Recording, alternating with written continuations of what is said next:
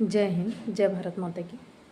बात चरित्र और संस्कार की होना, तो चरित्र और संस्कार इतना हिम्मत और ताकत रखता है अपने परिवार का भी, अपने समाज का भी और अपनी जाति का भी, कि वो अपनी गलतियों को भी स्वीकार करता है और अपनी गलतियों को लेकर भी चलता है। उसको ये ज़रूरत नहीं कि वो कुछ छुपाए।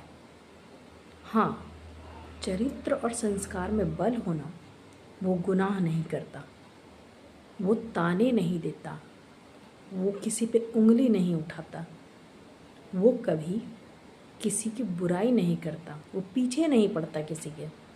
वो हिम्मत करता है हर चीज़ से लड़ने की, अपनी गलतियों को स्वीकार करके आगे बढ़ने की। ये चरित्र है। एक चरित्रवान परिवार का जो बच्चा है ना, वो जहाँ भी जाए, वो किसी भी जगह पे चले जाए, समाज के किसी भी कोने में, देश के किसी भी कोने में चले जाए, वो अपने परिवार का चरित्र लेकर जाएगा। गलती होगा ना, उसको स्वीकार करके वो आगे बढ़ जाएगा। गुनाह करने से पहले वो 1000 बार सोचेगा, क्योंकि ये उसके चरित्र का बल है।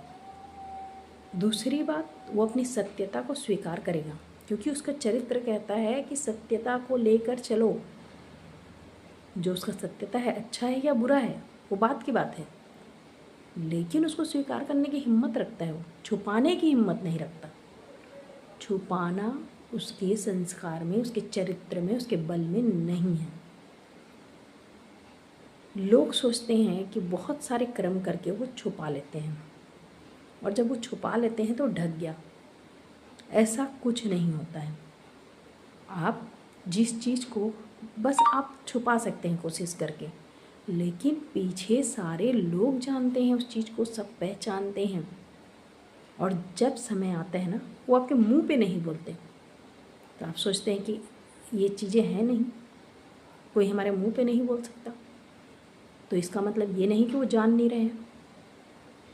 वो पीछे बोलते हैं, आप ही के पीठ के पीछे बोलते हैं, पर आपको फर्क नहीं पड़ता।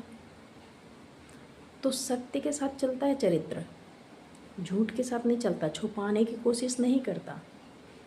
कोई पूछे ना कि एक अच्छे परिवार का गुण क्या है, तो एक अच्छे परिवार, एक चरित्रवान परिवार का गुण ये है कि उसके बच्चे ना गलती कर सकते हैं, गुनाह नहीं कर सकते, छुपा नहीं सकते, अपनी गलतियों को स्वीकार कर सकते हैं, वो सारे संसार के सामने स्वीकार करके बढ़ते हैं आगे। ये है चरित्र, ये है परिवार। परिवार के लोग छुपाने की ये नहीं देते कि